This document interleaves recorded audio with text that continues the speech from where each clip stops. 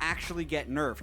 Echo, even though he's banned, as well as Maokai have received nerfs. We've had Kindred and Nidalee nerfs in the jungle. We've had Azir nerfs and Ryze nerfs in the mid lane, and Lucian nerfs on the AD carry. Like, literally, if you look at the champions that were used in MSI, the top 6 in pick ban percentage were nerfed on the 6.11 patch. And surprisingly, it's like these guys are still playing on the old patch because they banned 3 of those champions. And that's the thing, right? There's certainly a level of adjustment as we are going to move into champion select for game number 1. Echo Lissandra maybe being the unique ban there. Yeah, and with that being said about the champions still being nerfed, it's like, or still being banned, they've obviously been nerfed in a non-trivial way, but they absolutely haven't been totally killed. Yep.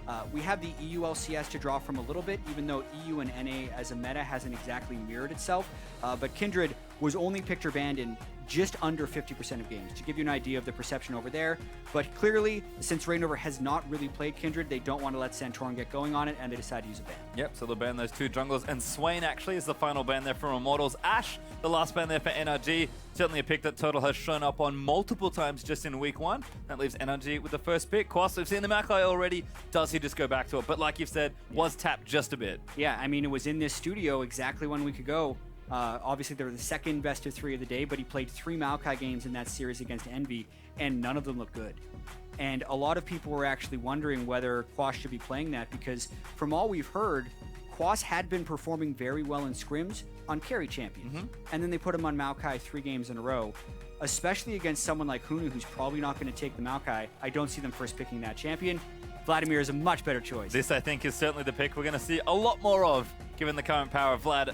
An awesome first pick there. We saw GBM pretty much solo carry a game on the pick, it felt like, when NRG did pick up that game win, but we know Quas can play it as well. Yeah, I'm honestly a little bit surprised that they used all of those jungle bans in order to kind of let them have Vladimir, but I feel like Immortals will still be very comfortable with what choices they have left.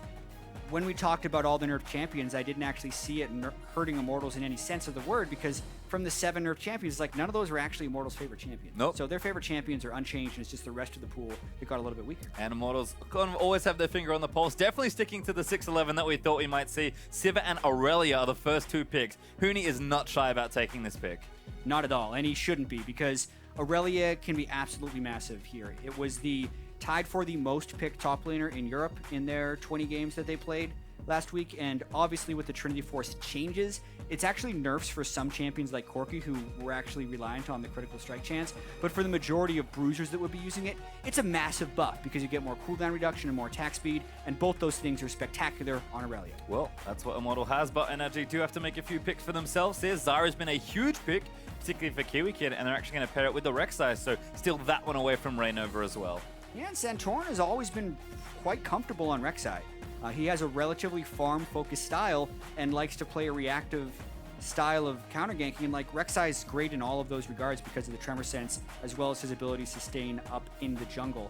So I'm actually really happy with NRG's draft so far. Yep, I feel like Hermit's definitely got it all together here for at least the first 3 picks. We'll see what Immortals answer with though, because 3 and 4 are now coming through. Seen an awful lot of range supports. Both Adrian and Afromu have been showing us pretty much all spring how good a lot of these picks are. And finally, the meta shifted back as there is Nami and Olaf picked up for Immortals. Yeah, so definitely a team composition that's got to go fast. And it makes sense for ReignOver. He's been always comfortable picking Olaf into the Rek'Sai, and whenever you can enable Olaf, you just make him that much stronger since he does become immune to crowd control. Comboing him with Nami to speed him up, as well as the Sivir, is also looking quite formidable from the IMT side. Yeah, that will leave them with mid lane as a likely last pick there, unless Pobelter's really been practicing some Irelia. NRG, though, will complete their draft. We'll see what Immortals decide to pick for themselves. They'll now have to show us as well where the Vladimir is going. I would guess it's going top lane for Quas, but they do have options here. They can mix it up if they feel like it. It's very true, and there's also a chance they could go with something. They would have wanted to go with something like the Lissandra to swap them back and forth. Like, think of the champions that could go in mid lane or top lane, because they would still like to maintain a certain semblance of flexibility. There's always the chance that GBM could just pull out Gangplank again since they have damage spread throughout. But wow, they go for the Maokai, and it's going to be the Vladimir mid. So, I got tricked. It is Vlad mid for GBM once again. OQ actually with Twitch now as well, so huge damage in the late game. Him playing Rat-a-tat-tat could be some pretty wild things. NRG going to have to get to that point. He would have to step up as well. OQ did not have a good week 1 in the LCS, even though he had substantial farm advantages on Caitlyn in some games. But from a compositional standpoint, having the Zyra and the Twitch in the teamfight phase sounds incredibly powerful because you need to be able to dive on top of the Twitch. Zyra specializes at punishing people who try and dive onto them, so it will be what they want to be able to fight through all the initiation that Immortals is bringing. Well, how are Immortals going to complete this draft? Immortals, I believe, are one of the teams kind of getting away from Vladimir when they were picking up, but Ryze, apparently, despite some of the nerfs, is actually the final pick for Pobelter. Yeah, I mean, I'm frankly a little surprised for that. Ryze lost 20 damage on his Q, and also the ultimate cooldown, especially at the final rank, is up 20 seconds. Yep. Because it used to be $50 ranks, or 40, 30, yep. and now it is $50 ranks. But really, these guys have not actually pivoted too hugely based on the patch as far as this pick and ban would go, outside of the Irelia, I would say. So we'll see if Immortals can deal with that. The Ryze into Vladimir will be an interesting matchup to watch. I feel like that favors Vladimir.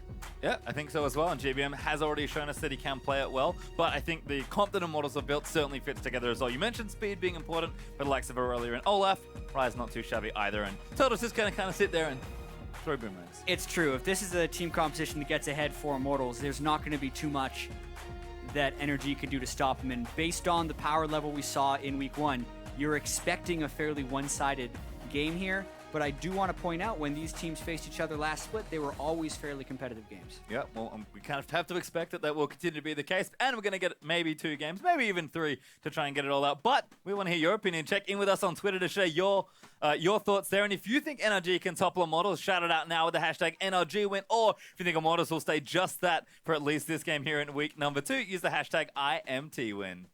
Yeah, this is exciting. I've been wanting to see the patch here in North America, especially with the top lane talent we can bring here.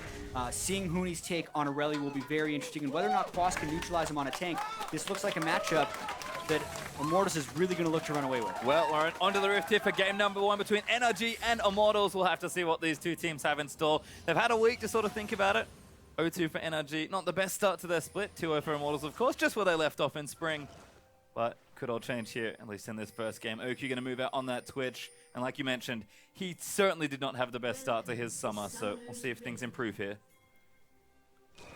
Just looks like everyone's fanning out, though. Nothing too crazy so far, as everyone's just going to make sure they check all the choke points. WildTurtle actually 1 hit onto a ward. Oh, almost a second one, but not quite enough for the reset there. And Oki's going to actually hang back behind the trees. Just make sure he's not spotted yet. Yeah, so nothing crazy going on at level 1. You always wonder if you're going to be seeing the lane swap. I feel like an isolated lane for Immortals here will be all right for them. They have the sustain advantage in the duo lane and should hopefully be able to shove out the Twitch Zyra, although they'd obviously have to be very careful about getting caught in grasping roots because that's a very swingy lane. Any lane with Twitch is going to be extremely swingy, but I still do think Immortals would want to get that 2v2. Well, looks like we are going to get standard lanes for now. Immortals certainly not a team that shies away from them whenever they can get them, but Kiwikid and Oki are actually hanging out with some plants starting to spawn in that Krug area. Looks like they'll start there, and likely a Grom start there for Immortals as well, although not quite on the buff just yet, so maybe thinking about moving late, but NRG are definitely committed to this bottom side. Yeah, this is pretty clever. The Zyra being able to take Krugs is really strong because you can tank all the damage with the plants. You get 3 plants up at level 1 to blast them, and you can see Oki only taking 1 hit by the time they're nearly killing it. As long as it doesn't reset, they got to be careful. Ooh. Wow, even with the Zyra, they're unable to take both Krugs. That's actually really damaging because Immortals on the other side with a less optimal team to do it don't reset the aggro. You can see how much damage they would actually take. That could have been a huge advantage for NRG coming into the lane, and it's now not. Yeah, just a slight mistake there on the execution, but we are going to get the 2v2s we wanted. See if OQ and Kiwikid can maybe continue to be aggressive, because Turtle did take a little too much damage on that take, and I think as far as they're concerned, they're going to hit level 2 at the same time, and that's not what they want given how much damage he had to take. Yeah, they were like, all right, they probably did Krugs. They're going to hit, one of them's going to hit level 2 on a couple creeps, and it's like, wait a minute, that took longer than expected, but we were giving the respect nonetheless, so they still get the early shot advantage. Psychological advantage, I suppose, as GBM and Pobelter square off early here in this 1v1. Just a bit of poke there from Pobelter, but GBM, we've seen his Vlad already, not a stranger, and neither is Huni to this aggression. Nice blade surf onto a creep. Does get some damage down to Quas, but Maokai usually safe in most 1v1s. Yeah, and he's gone with a Doran shield first as well, so he's really expecting to take a lot of auto attacks from Huni and maybe even teleport back to the lane a little bit earlier. It's not what you'd normally bring on Maokai. You normally just get the Doran's Ring start or Corruption Potion start because you do have non-trivial mana costs early, unless Quas is just planning to kind of sit back and auto-attack the wave and just hope to regen up. Well, definitely have to respect Huni's power and aggression, so I think Quas taking the very defensive route. Santorin in mid lane, they're looking for Pobelter. He's going to try and run his way away back to ReignOver, who's on that same side of the map. Ghost popped though by GBM. Now they're going to flash forward for it. They want Santorin, the snare's there, but it's not enough damage for a kill. Yeah, and GBM very aggressive with the early Ghost, although I don't think that really would have done much. The overall summoner cost is 2 for 2, except GBM will maintain his flash, which still makes him fairly safe. And ReignOver will actually have his Ghost before Santorin has his flash, which will allow him to get an earlier gank off if you're considering the fact that you need summoner supposed to gank. Well, great pressure nonetheless from Immortals, but ReignOver now going to continue jungling as he actually takes the Gromp away from NRG's side of the map. Pobelter with the teleport also going to get his way back to lane safely. So GBM is able to stay healthy and sustain as Turtle's taking fire on the bottom side. Again, just pretty much an even summoner trade after that little 2v2 in mid. Yeah, and I mean, just based on how much damage WildTurtle took on that Gromp, they've never been able to get position in the lane in order to shove it out. So even though I feel like Nami can sustain up a little bit of harass, if they never get the shove, it's going to be a little bit hard for them to stay even on CS here. And he's caught in the roots. Very nice there, but Oku a little too aggressive after Turtle traded in. Ignite down from Kiwikid, but not enough for a kill. Oku is playing dangerously here in this bottom side. Yeah, one benefit these guys have is they know the junglers did skirmish in the mid lane and blow their movement speed summoner spells, so NRG is relatively free to play quite aggressively, but a great start to the lane for OQ and Kiwikid, recovering from that missed pull they would have had on the Krugs, which maybe could have led to an even larger advantage. Yeah, you can see they've gone back. Double long soul and a few potions and a 10 CS lead for OQ to start things off, as Turtle's going to catch up as he pushes out this wave and then likely goes for a recall himself. Santorin looking around mid once again. Pobelter does not have flash. Yeah, and he's used his teleport, but the pink ward will spot him out, and he can immediately respect that. The timing, actually, of the gank was fairly favorable for Pobelter because he'd already farmed enough to complete his tier, and he could just go straight back to base and get that ticking very early, so his power will transition a little bit earlier, but Vladimir early is just going to shove him in. Yeah, this is exactly. JVM's pretty happy with the way this lane's going. As Huni and Quas once again will start some trades. Big minion wave there. Huni's going to have to be a bit careful. So he tends to keep him safe enough. And Huni again, always happy to fight. Quas, especially after that Doran shield start and double Doran springs. Jeez. He is not interested in fighting Huni at all. Yeah, can you say early game power here? It's going to be a much slower transition for Quas into his major items. It's going to be a long time until he gets cooldown reduction. It's going to be a long time until he gets certifiable teamfight tankiness. But with the triple Doran's build, he's definitely got himself a little bit of lane power, and he's staying completely even with Huni, at least through the first 5 levels. ReignOver, though, looking back towards that top side, is going to be spotted out by a ward, but might just commit for the gank anyway. Huni kind of wants it, but Quas is going to get tagged up by that Huni's slope 6. from the axe. This could be bad news, but there's the blade surfing. Great flash from Quas, but they will commit for it. Slowing from equilibrium strike, the damage is there, and first blood does go to ReignOver. Beautiful timing on the gank from ReignOver right there, because that's what you can call a brute force gank. He walked straight through a ward. He knew Huni had the level advantage, and even though Quas had gone triple Dorans, it wasn't enough to escape. Also keep in mind the lower cooldown for Ghost when compared to Flash. ReignOver had already used Ghost in his early gank, gets to use it again, gets the early kill, and that is exactly what Immortals wanted to do for the Olaf and the Irelia. Yep, early CDR boots paying off, as we'll check in with this one again. ReignOver just starts it off so wonderfully. Yeah, accuracy on the axe is incredibly important. Huni also is able to catch Quas post-flash and land another slow, which then prompts ReignOver to pop Ghost to get the close distance on the extra axe, and he eventually walks in for the final shot. Well, all comes together, but Santorin's trying to sneak this blue buff away. Has been spotted, though, as Adrian's here, but GBM's in to defend. The blue will get smited and stolen. Huni can TP in. Bubble's not there, but Huni's going to join them. Pobelter ready to go, perhaps on a snare. He's going to move in for GBM, but now flashes forward and tries to get another. Hemo plague down, though, and people are low on the backside as Huni is actually in the front line, taking up way too much. OQ just takes him out. Yeah, Huni can teleport in, but so can Quas. And also, GBM is really tanky on Vladimir right now. The entire team was there for NRG when Huni did flash in, so he really just went in a little too deep, and that's a great bounce back for NRG. Good proactive play, and they're going to get the Cloud Drake for their troubles here as well. So NRG off to a great start here in this particular one. So they're just going to take that away and maybe look towards bottom lane to shove that out. Oku's early lane's gone really well. Definitely showing up in that team fight. Does not have a kill for himself. Going invisible, getting a little creative, but doesn't commit for that one. Yeah, and do not underestimate the Cloud Drake as far as stopping Immortals from being able to initiate fights properly. Interesting. Pobelter actually in a bit of trouble, but GBM is low. GBM, they're going to charge up the Tides of Blood and just get some damage in. ReignOver now going to try and turn things around. He's popped the ult. He's going to try and shred him down. Damage is there. ReignOver just takes him off the rift. And GBM just can't commit for the kill. What a move by ReignOver right there. Just straight into what's basically a full health Maokai, but as we mentioned, he still was just sitting on those 3 Dorns items, so he's not tanky yet, and ReignOver now has the level advantage on Quas, plus Pobelter had just got his ultimate off, so he could chain a combo of spells as well as his passive being up at the right time, and really just an unexpected amount of damage lands to Quas and GBM there, who thought they were completely in the clear, and ReignOver's just coming in to save Pobelter. No, he was coming in for the kill. Yeah, unsurprisingly, ReignOver off to another good start here as Pobelter kind of goes deep to start this one off. Yeah, Quas had just roamed up from the Dragon, and then ReignOver comes in through full vision. Quas is trying to back away, but ReignOver pops his ultimate to get a little bit of extra damage, cannot be disabled, is 1 shot away from death, and he's able to just back away from GBM, so another strong gank from ReignOver. Yeah, distance cannot be closed as Quas returns himself to the top half of the map. Huni, though, off to a great start here with that kill, and still a very significant CS lead. Sheen is done, Fade is on the way, but Oki's ganking now. Gonna show himself though, looks like he's gonna try and push the turret. Yeah, they've swapped up, and Immortals is actually swapping back. It's interesting that they would swap in a lane where they already had an advantage, but they've decided to go up top, maybe to rescue Quas and shut down Huni more so than to shut down WildTurtle here, and it's now 4 people against just Huni at the turret, and they're getting a substantial amount of damage. Yep, good damage under the turret, but doesn't actually finish it off. Huni actually CSing as well, as Zyra will get the poke damage done. The rest of Immortals here in time, and 3v4 with a turret to help them. Immortals able to hold that structure for now. Yeah, and even though ReignOver has been able to pick up a few kills, I still like the early signs that we're seeing from NRG, because the moves that they've made have been taken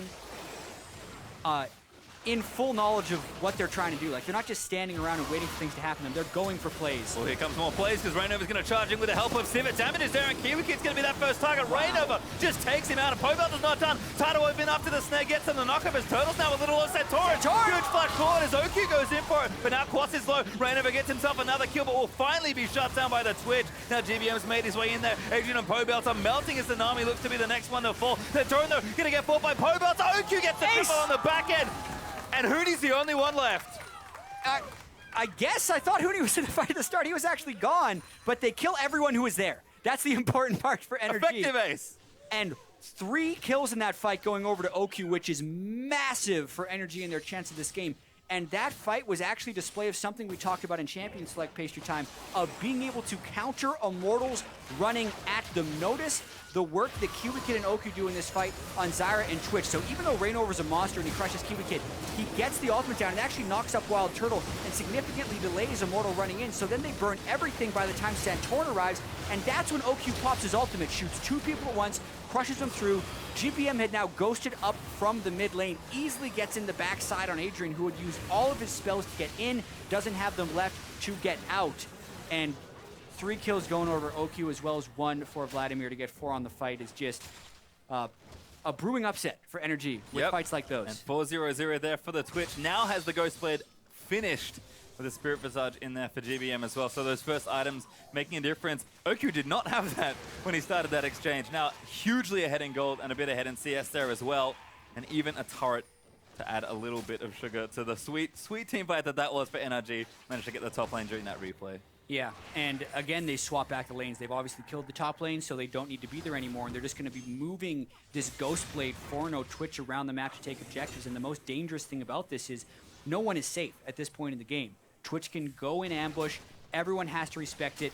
Pobelter's not going to be able to get safe farm. Huni, WildTurtle, no one can get safe farm unless essentially ReignOver's next to them, since he has all of the kill distribution and therefore gold distribution on Immortals. And NRG, really the map is their oyster right now. They can dictate to Immortals, and Immortals will have to respond. Well, there was a trade in top side. Immortals managed to get that outer turret for themselves. Santorin also going to steal a blue buff as NRG are not done pushing here. Quas going to slap that down with the tree, and Oku's got more than enough damage. Immortals not here in time to respond, and it's effectively another turret trade, so NRG still up now 3-2, as there's the trade on the other side. Yeah, and I do agree with the trade for Immortals. Based on the power of OQ's Twitch, you do not want to fight them head-on, so if they can get an even turret trade, that makes the percentage gold difference more beneficial for Immortals, because they obviously trade an equal amount of gold from a deficit. Oku's going in for it. The ulti's not quite enough range, but I will force the flash from Pobelter. GBM in, flashes forward and gets himself a kill. And the teleport's far too late for Huni as GBM with a bit of a style pull. NRG is a whole new team right now. The hesitation that we saw in week 1 is gone,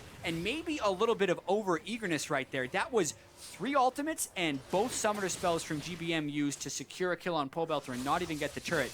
You can tell they're committed to the play, which is the right sign. Now it's just about finding the right plays to commit to. Well, we mentioned it already, 12 minutes in, that team was looking very strong for the early game. Can they convert now into more of a mid-game with plays like this? You have to think the answer is yes. Yep, Ghostblade Twitch gets the slow onto Pobelter, nearly kills him by himself.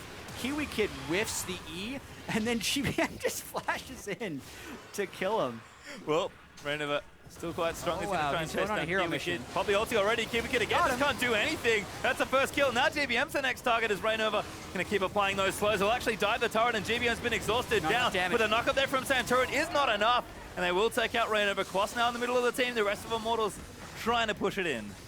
ReignOver really trying to be a hero right here. He's really going to be a pain for Kiwikid the entire game because there is actually nothing he can do once Olaf gets close to him unless his team has overwhelming damage to kill him before that happens. But at the same time, ReignOver goes a little bit too deep and NRG's able to get a kill back. Another thing we do have to point out though is Quas's ineffectual teleports, right? He had the very poor week 1 and he's actually having a pretty poor performance this game despite his team doing much better. Well, feels like NRG certainly fixed a few things from week 1, looking good here in the early stages, but only up 1,000 gold for Immortals as OQ's really trying to put the team on his back, something he could not do in their last week of play. Twitch is looking very threatening. Yep. Looks like NRG going to try and push this down. Santorin on the side, maybe posturing for a dive. Yeah, they see Huni in the top lane, so they feel very safe about threatening a dive right here, even if they see a lot of people on Immortals there. Pobelter goes in a bit. Blocks in for GBM, but the damage is back there on the other side. Adrian with a double bubble's not too bad. But NRG don't want to overcommit for it. OQ got a little too low. Yeah, OQ, I believe, got turret aggro right there, so even though his ultimate was shredding a lot of Immortals, he nearly died. So also credit to Adrian for locking him in the turret, and that should stop the energy push. Well, WildTurtle here to clear things out, so I have to think so. Dragon also back alive. Have another Cloud Drake up for grabs. We'll see if NRG want to take their second, or if maybe Immortals fancy a go at it. Yeah, already 15 bonus movement speed. A lot of people love to mock the Cloud Drake and say it's not very important, and very late in the game in full-on team fights, I would say, yeah, if you're locked in a team fight, out-of-combat movement speed is not going to matter.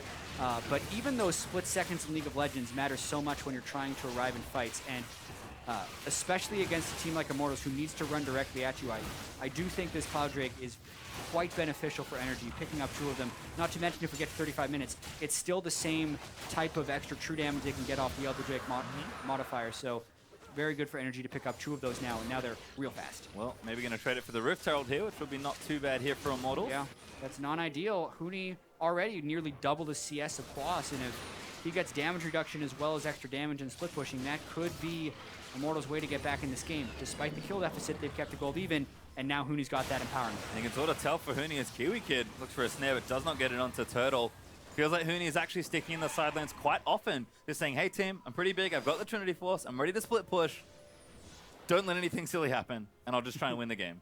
Yeah, and maybe they'll be able to do it. The gold is completely even, and you really have to question, like, where has Quas been? Because the mid lane and AD carry have, like, equal CS, so it's not like Immortals is just giving every single bit of free farm to Huni.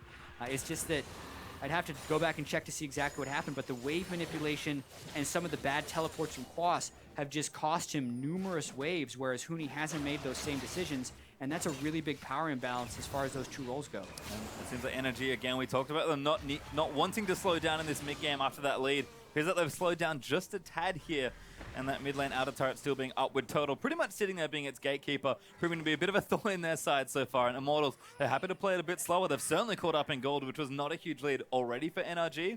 And if Huni's allowed to run wild, OQ, I don't care how big you are on Twitch, you are not winning that 1v1. Yeah, Irelia and Olaf running towards you with Sivir empowered speed, like, that is going to get you on Twitch unless you have full 6 items and they for some reason forgot to itemize armor. Other than that, it's going to be a spectacular dive for Immortals, so I think that's what they're really making sure they have. Since they know Twitch is fed, they're really trying to make sure their Twitch killers are also fed. Well, GBM is also relatively big himself. Working on his Zhonya's for that next item as he gets himself the blue buff. So had a kind of a bit of a stalemate here in mid lane as NRG not wanting to get too far behind on those side lanes, but certainly wanting to try and open up the mid lane if they can. That GBM's going to go back and spend some money though, as Pobelter bails from that bottom side lane that he just pushed out. OQ and Kiwikid more than happy to join him and take that farm. So kind of things have slowed down a bit. And again, I think that favors Immortals for those trades they made in the mid game after falling behind early. And one of Immortals' biggest strengths throughout their regular season run last year was the fact that even when you felt like they should be losing, the gold was even. And it's because they played the minion wave so well. We're seeing it this game, even when they lose a fight 4-0, the gold still plays pretty close. And I also think this game is quite interesting just from a gold distribution standpoint, because you look at the top laners and the junglers in this matchup, and Huni has a 1,200 gold lead on Quas, whereas ReignOver has a 1,300 gold lead on Santorin. So if you're thinking about that 2v2, it's a 2,500 gold lead for Immortals. But that also means mid lane, AD carry, and support are substantially ahead of Immortals in that sense. So different types of champions are fed for the different teams. It's the damage dealers for NRG that are fed, whereas the tanks are behind. And for Immortals, the initiate front line is ahead, whereas their DPS is actually behind. And you feel like that favors Immortals if the divers are maybe strong enough. Hard to say. Yeah, exactly. It's a power imbalance, right? Like, whether or not the divers are strong enough to get the DPS is still the arms race. So at least Immortals is able to compete in that arms race right now. Well, not looking for a fight anytime soon, it feels like. Just again, making sure that wave pressure happens. GBM, though, hanging out in mid lane, is more than capable of sweeping out the minion waves rather quickly, and with Baron up in 30 seconds, probably not something we'll see looked at for too much longer, but something that will enter these teams' minds as Huni onto Quas aggressively, ATCS ahead and happy to fight. And when we speak about the imbalance of farm, it's about who can abuse those imbalances the most. So when Immortals can manipulate the matchup where they have a 1,500 gold advantage, they'll win that. They have to make sure they don't lose on the other side. Yep, and this is the defense they really need to hold up here, holding on to this turret for as long as they can, and NRG have not been able to crack it just yet. Again, Pobelter even topside with that teleport ready to go. It's 3-lane pressure now for Immortals. They are more than happy to just run NRG in circles. We have 3-lane pressure with double TP on both of their side lanes. So if NRG tries to commit, Immortals will try and double TP in. So they're just trying to keep them at bay and stop them from aggressing because of the threat of double teleport. And as long as Turtle stays safe, this mid lane turret's going to prove more and more tricky to crack unless NRG fancy a dive in. I will say, despite all their early game aggression, they've sort of slowed things down. I'm going to say a little too much here. GBM now with the Zhonya's. Runa's done for OQ. Yes, their next moment might be coming up now, but they didn't have to pull back if they didn't want to. Playing maybe a little safer than we'd like. I agree. Their dive that was at about 12 minutes where they just went all out and killed Pobelter in the mid lane and GBM flashed into the turret looked like that was a great strategy, right? They just keep hammering that back. And when they've had the 4-kill Twitch and they've been moving them around the map for the last 8 minutes, it hasn't actually led to any advantages. That's NRG misplaying. They looked like they had a whole bunch of synergy and confidence at the start.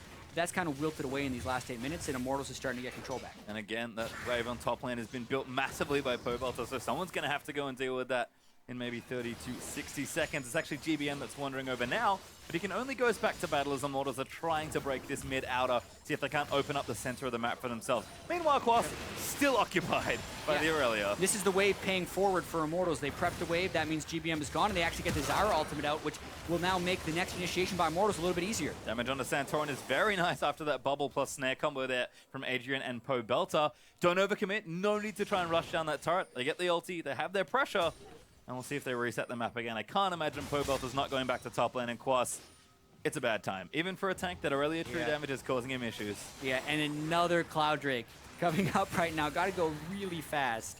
I actually think, even though I believe the first Cloud Drake is very strong, getting 3 of them while the move speed differential is still awesome and you're still increasing your delta from the other team, I don't think it multiplies as aggressively, because if you do build move speed on a champion, you start hitting diminishing returns the more move speed you get. Move speed is less effective after 415, and then only half as effective after 490 of move speed. So for someone like GBM who's going to be trying to ghost in, the triple Cloud Drake isn't going to help him as much. OQ, though, trying to get a kill. Mortal maybe trying to fight for this, but now OQ's going to get damaged down. Huni going to try and take him out, but it's not enough. Huni will go down to Quas as Immortals, maybe try and answer back. OQ is far too low, and ReignOver is just going to run in for it. Santorin, though, knock up on the backside as GBM's popped the ulti there onto the left. Turtle actually going to go down. The GBM's able to take him out. OQ finally dies to Pobelter, but I think it's a little too late. Adrian's going to go down to Santorin, and now they have to turn tail and run. Pobelter and ReignOver are going to get away, but NRG won that fight. They absolutely did. 3 kills to 1, and OQ really commits hard on Huni because they know how many minions he's taking. And, you know, why Sivir getting dove on if you can just open up directly next to him, and it works. So now they get the kills. Instead of going for Drake, they're trying to get this pesky mid lane turret.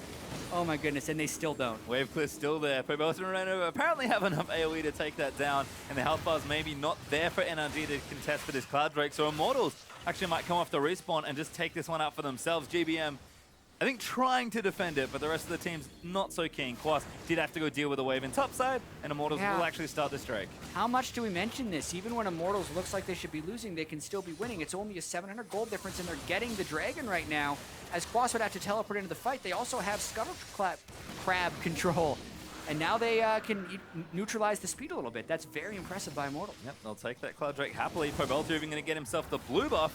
So watch this one again. Huni tried for this one. Yeah, and Oku gets a lot of damage down early. Pobelter, Huni tries to heal up a little bit with his ultimate, but then ReignOver and Pobelter try and get through Quas. I like the peeling Quas did here, even from a disadvantaged position. It allows Oku to stay alive for a fair bit of time, and also kind of makes it so WildTurtle has no friends to go to because he got caught while he was trying to run over the wall. But ultimately, ReignOver and Pobelter didn't take that much damage, so they could still defend the turret and eventually take the Drake. Well, that's what ended up happening, as Santorin now are going to take this Baron side Scuttle Crab with Drake down for a little while longer. This might just miss there for ReignOver, as Santorin happily claims that one. Even going to chase in and see if he can't get a bit deeper vision into this jungle, but teleport's up for Huni still. So still side lanes they can play with. Is this turret? They're going to dive in for it, but Hit the turret! A little too far forward. They'll take the turret instead. I think they will. And NRG finally get the turret after, what, 10 minutes of sieging? Yeah, and it should have been far less than that because you saw Santorin gets flank positioning, which they've had the capability of doing because they've been stronger in the right areas. As far as DPS go, they just need to threaten the DPS to allow him to go around the side, scare the wave clear out of the mid lane. All they have to do is stop WildTurtle from getting a Ricochet off on the wave, and they can get that outer turret. They finally pull it off. They get the turret.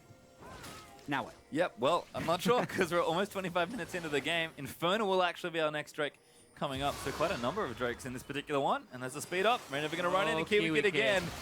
This feels bad, man, but he's going to pop the ulti out and see if he can't get some work done. GBM in the backside takes out Adrian, a huge wombo as ReignOver still got the ulti ticking away. Quas trying to hunt down Huni because he's surrounded by 4. He wants OQ, but I don't think he's going to get it. Surfs off to a minion, see if he can't get away instead. Pobelter just can't join in time. They're going to turn it back around in onto Santorin, but Quas also chasing in. Eventually, Cloud Drakes are going to start kicking in, but I think Immortals are finally out. Yeah, not if they keep taking damage. It takes 5 seconds to gain the out-of-combat status.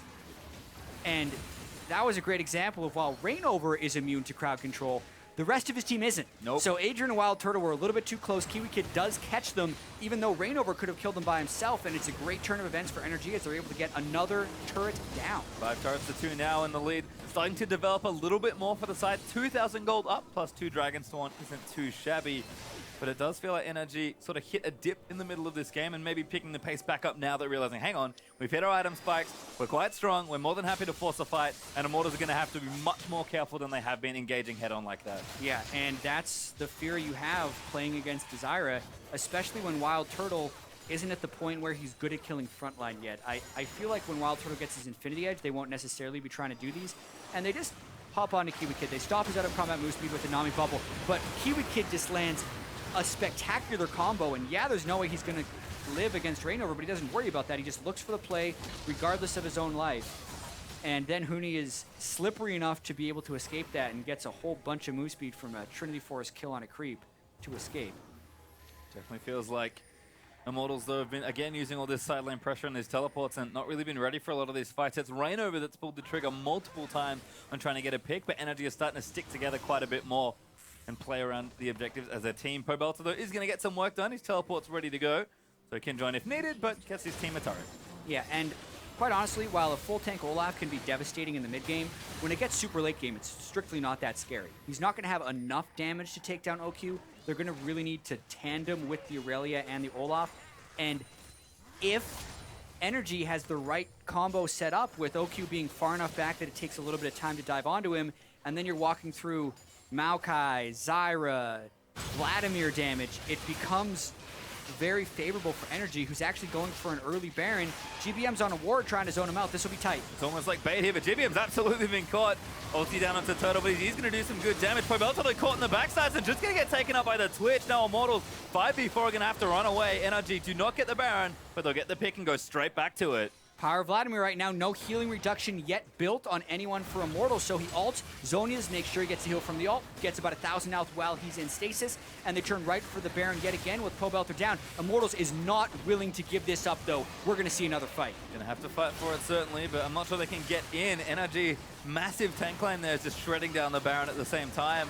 Santorin a little low. Now going to go in for it. Huni actually caught, but he's trying to dive into the backside. Gets knocked up on the way in, though. And now the rest of NRG will chase. Turtle got poked out as he charged into the front. And once again, Immortals just can't find their way in. Yeah, I mean, if Immortals isn't going to flank and they're just going to try and walk straight through Zyra and Vladimir, it's not going to work. Yeah, ReignOver caught with that. His ulti's going to die as well. OQ gets another kill. His 8th of the game. And this is just going to keep happening. Immortals cannot assault the Baron this way. Yeah, at some point, NRG is going to run out of resources, and the endless stream of Immortals corpses will eventually take NRG down. But I guess we're not there yet. Santorin comes back, and here comes Immortals again. Yep, GBM though staying pretty healthy. Santorin does use the ulti to come back into the pit. WildTurtle trying to get some crits up, and NRG again, they're going to go back in for it. Pobelter also caught in the same position, and they're going to try and chase him down. He's awfully low. GBM's going to chase him for it. Needs that last Q, but he's not quite in range. Tides of blood, not enough, and Crimson Rush doesn't get him there. And Immortals, for the first time, lose no one going into the pit. That must have actually been, like, the slimmest of range. I thought GBM was going to be able to finish off Pobelter. So the third time isn't the charm for Immortals in trying to... Sorry, the third time isn't the charm for NRG in getting kills off of Baron bait. And it is the charm for Immortals as they finally stop it without suffering a casualty. And that's actually just in time for the Infernal Drake to be spawning, which is really beneficial as NRG doesn't get the Baron and they don't get that final kill. Instead, it costs them the Dragon. Nice timing there for Immortals. Played very well, honestly, to somehow deny the Baron out from NRG, especially to pick up the Drake on the other end. Santorin still clearing out vision that Immortals had so carefully placed. And again, the game's kind of at the same point we saw before. I don't think Immortals will attack the Baron pit in quite the same way, but NRG, with the Dragon down, they're pretty much just going to have to play back to this left side. Exactly, and I still do want to call back to the itemization. Last week we were so critical of teams who didn't spend the 800 gold to get Executioner's Calling to stop the Vladimir. That was when GBM was taking over the game. This time it kind of feels like OQ is taking over the game, so Immortals isn't prioritizing it, but it's still a 407 Vladimir. Caught, yep, absolutely. Oh Adrian God, dead as well. That's that Infinity Edge Hurricane Ghostblade Twitch. That was pretty much a straight 1v2 as he just instantly deleted WildTurtle.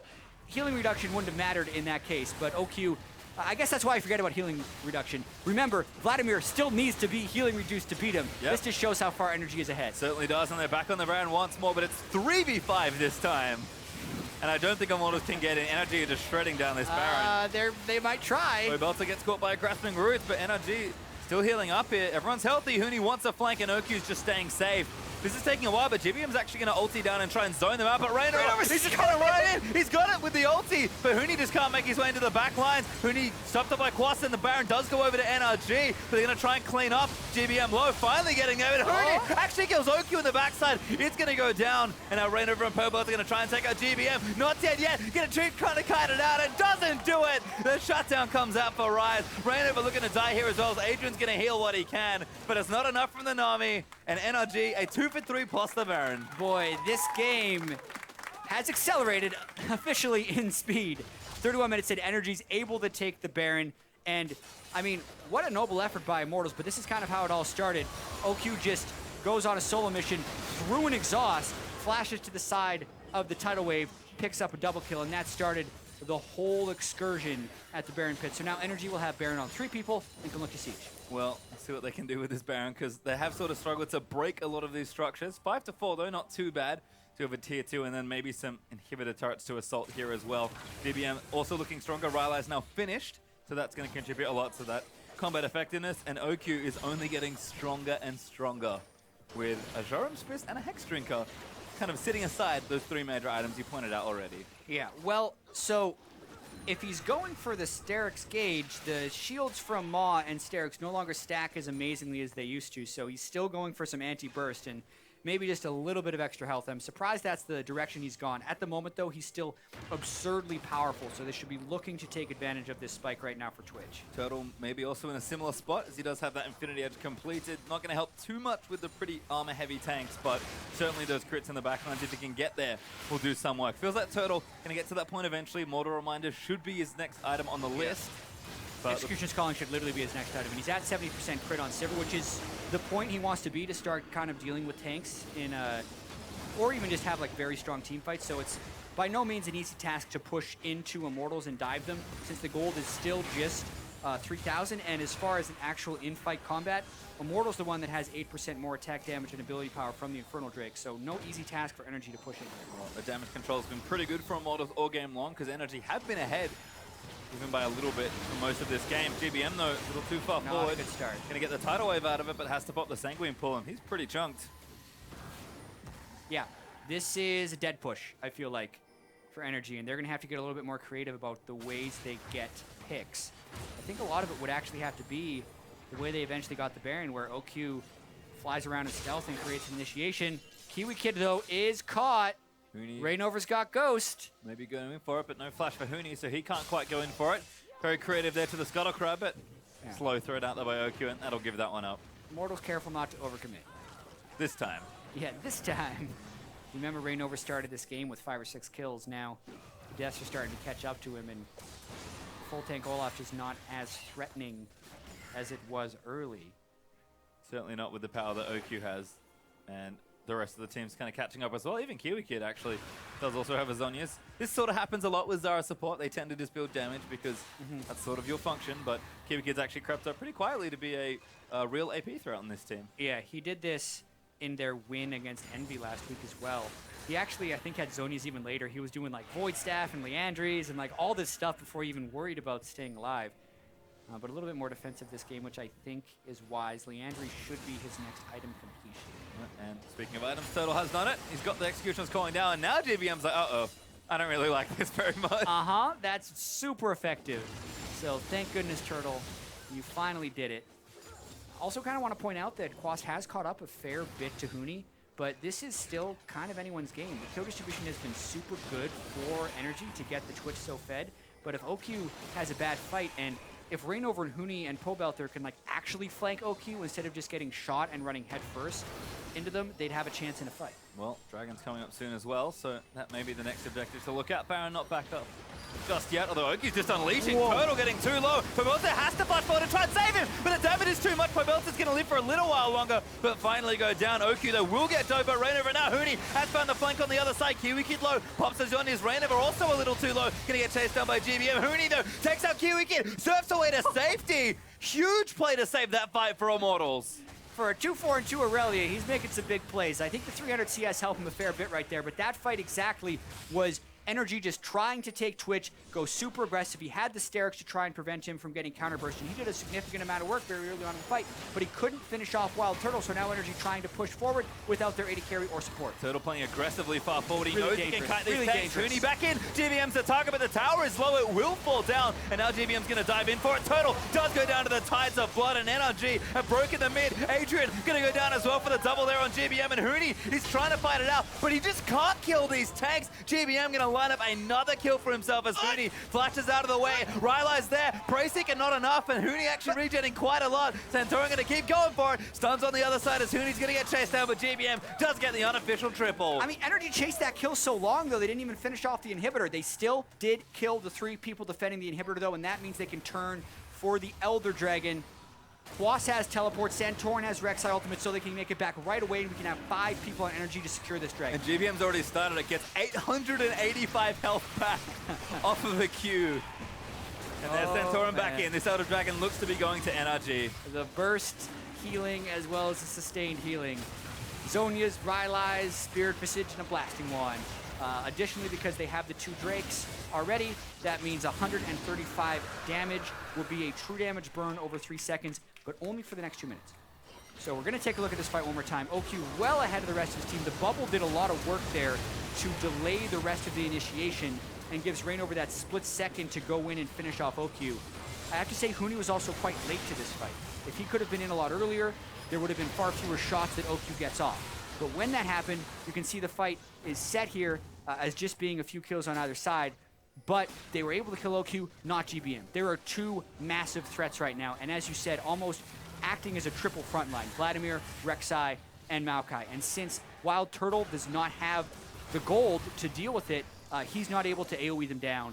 And OQ absolutely is able to do that on the other side of the team. Yeah, it certainly seems that NRG are just taking over towards the later stages of this game with the Elder Dragon buff lasting a few minutes, not too many. We'll see what damage they can get done. They've got a really obvious point of attack there in that mid inhibitor, but Baron is back up in 2 seconds. NRG going to start with this, it looks like. Yeah, they're going to do this, Baron.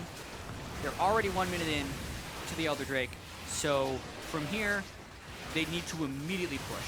They can't base, they have to go straight for it because they basically have the wave of minions that's top lane right now would need to be the wave of minions they fight with. And even then, I don't think they can dive the base with that 2 minute buff. 2 minutes is such a short amount of time late in the game when you consider how long it takes to actually walk across the map. Even with the Cloud Drakes, they actually don't speed you up all that much. It's about 1 second to make half the map per Cloud Drake, so they can get across half the map 2 seconds faster. Well, not going to help that much. NRG did immediately on the way ping that top side, so like you recognize that this is a good wave to push on, but the buff will be dropping the Baron buff, I guess, to sort of combat some of the siege elements of this particular push. And this tier 2, I think Immortals are just sacking it at this point. No need to defend it. Yep, smart, because they can also see the duration, and it's gone. The Dragon is now gone, so not able to get the dive going with it. This would actually mean that NRG should probably go mid, because they have already killed the turret down there. And Huni's actually able to clear the way right now, but they go surprise. Goes straight in for it. Damage is massive on the backlines. Turtle have to flash out of it, but Santorin's taking aggro forever. Kiwikid once again get dived by ReignOver. GBM's going to get exhausted and perhaps bursted down on the other end. A very messy dive for NRG, but they will get the turret for their trouble. Once again, breaking a point in the top side. ReignOver and GBM back to fight, but GBM's going to pop that pull. NRG is kiting it around and trying to buy time for the rest of the carries. GBM going absolutely huge on the other side as the Zyra ult is not enough. But Pobelter barely lives on the heel, and Turtle does get the kill on Vladimir. Yeah, he's getting a couple of ricochet crits, and he's taking energy really low. Huni's still healthy as well. They're actually going to look to chase this down. Inhibitor does go down, but NRG now have to back out of the way. Huni can see the triple kill in front of his eyes, but I'm not sure he's going to be able to get it. Blade Surge resets could be here. For NRG, I think they've gotten away. Cloud Drake's starting to kick in. They get the out-of-combat movement speed. There it is. You don't notice it PastryTime. Sometimes it's got the power. They get the inhibitor, mainly because GBM was so threatening, flash ghosting on top of the turret, making WildTurtle back away since he's been so concerned with itemizing damage on Sivir. He hasn't been able to itemize any defensive stats and has to respect the one-shot. Right away, Turtle is just out of the fight, but it's still a full health turret. And the tidal wave does stop energy from helping with the initiation.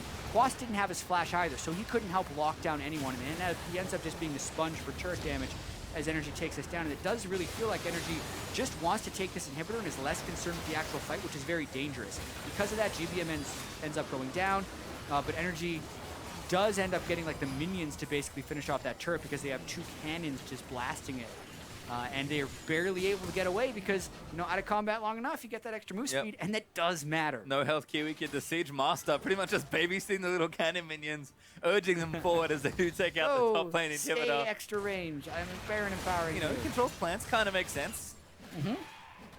I like it. Fits with the theme of the champion as NRG going to finish the work they started earlier. Yeah, couple differences for this fight. Quas has flash, GBM doesn't, but his Ghost will be back up fairly shortly, whereas WildTurtle burned both summoners. So if Quas gets a flash onto WildTurtle, it could be game. Is the Vamp Scepter enough? GBM actually the target, and that damage is huge. GBM needs to start healing through this. He's going to get some healing, but that's not nearly enough.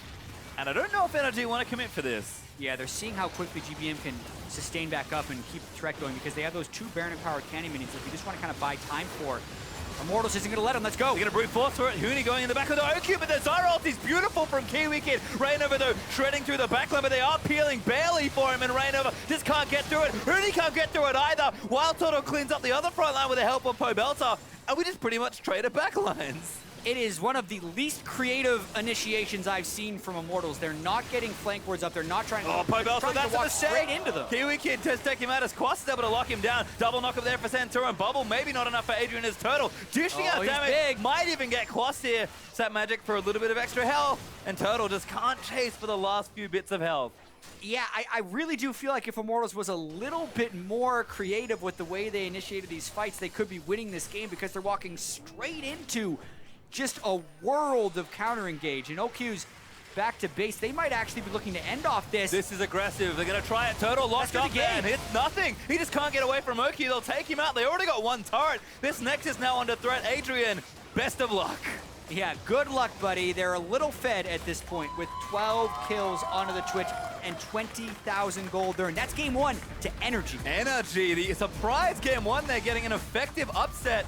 GBM's blood looking good as we've ever seen it after week one. But OQ, the real hero of that game, that Twitch looked nutty. Yeah, the biggest performance jump from week one to week two on the team was OQ right there. Twitch, incredibly effective. He got fed early. It took him a little while to transition, but by the end of it, he was still hard carrying in fights. So GBN and OQ combine to be the effective damage dealers for NRG, and that's what they need to get the game one win. And you know what? NRG was kind of a slow one as it all worked out. Immortals fought very hard to try and make sure that game moved out, but that was not nearly as long as their last win, which I think went some crazy amount of minutes, over an hour. 42.5 minutes in, feels like maybe a longer game, but I think NRG just felt in control the whole time. Yeah, they definitely had what was an effective lead because OQ and GBM always had the gold distribution on them. And like, I was thinking in my mind, you know, Huni and ReignOver, you can't stop ReignOver. Huni's Irelia, and he can be really sneaky with the way he gets in. But it really felt like they just had tunnel vision, Immortals, of how they're going to fight. They're just like, okay, we're going to run through the Zyra and the Vladimir and the Maokai and the Rek'Sai to get Twitch, because it just didn't work. And the GBM killed everyone. Yeah, it was not good team fighting for Immortals, and they have to play better in game two. I certainly agree. ReignOver, again, off to an early start, but couldn't quite control the rest of the map. And NRG, not just snowballing some of those lanes, but very strong objective control. We almost, criticize them a little bit for going too much on the Baron, but I think that actually ended up being the right play. And as silly as it might have looked, NRG just knew we just have to keep hammering this objective. Yeah, I love that Baron play, actually, because if you think about how much difficulty they had in taking the mid lane turret, they couldn't siege on that team. So the way they get fights is say, we're going to take this objective, or you're going to take it from us. So run at us. Which is what happened. Which is what happened, and they just kept running at them, and eventually they were able to turn the kills around because they had enough sustain from the Vladimir, enough damage from the Twitch, and throughout team fighting, Quas took that huge disadvantage he had in the early game and became a very serviceable tank. So everything came together at the end of the game for NRG. Well, it certainly did there. As I don't think we're quite ready to go to the analyst test just yet, so we'll break it down a little bit further, Jatt.